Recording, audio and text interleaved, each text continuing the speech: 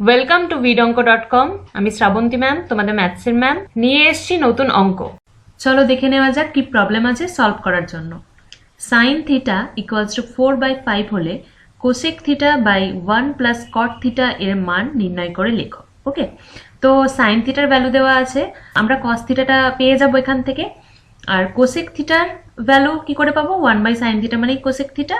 আর কট theta, sine theta আর cos theta এই দুটোর value পেয়ে গেলেই আমরা কট থিটাটা পেয়ে যাব। তো চলো আগে কস থিটাটা ক্যালকুলেট করে নিই। Cos theta equals to √1 minus sine square theta. Okay, equals to √1 minus sine square theta মানে কত হবে? 4/5 দ্য হোল স্কোয়ার মানে 4 4 16 আর 5 5 25। √, মানে কত হবে? এটা জাস্ট বিয়োগ হয়ে যাবে, 25 মাইনাস 16 ডিভাইডেড বাই 25। এবার দেখো কত আসছে।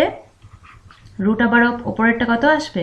25 থেকে 16 মানে 9 ডিভাইডেড বাই 25। ওকে, এবার এটা রুট করলে হয়ে যাবে 3/5, সেটা হবে কস থিটার ভ্যালু। এবার আমাদের কি দেওয়া আছে? যেটা দেওয়া আছে সেটাতে ভ্যালুগুলো পুট করব। Cosec theta divided by 1 plus cot theta. Okay, তাহলে কোসেক থিটা মানে হচ্ছে 1/sin থিটা আর 1 প্লাস কট থিটা মানে হচ্ছে cos theta divided by sine theta. তাহলে 1/4/5 সাইন থিটার ভ্যালুটা দেওয়া আছে 4/5 divided by 1 plus cos theta মানে কত? 3/5 ডিভাইডেড বাই সাইন থিটা মানে হচ্ছে 4/5। তাহলে 1/4/5 মানে কত হয়ে যাবে? এটা 5/4। আর এটা জাস্ট যোগ হবে 1 প্লাস 5 5 কেটে যাবে মানে হয়ে যাবে 3/4।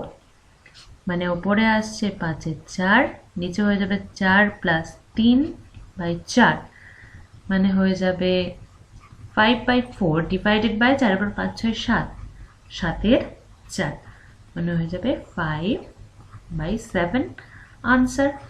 ওকে, তো যেটার মানটা হয়ে যাবে 5/7। ভিড অঙ্কের সাথে যুক্ত থাকার জন্য অনেক ধন্যবাদ। এই ধরনের প্রবলেমের সলিউশন পেতে আমাদের ওয়েবসাইট ফলো করতে থাকুন।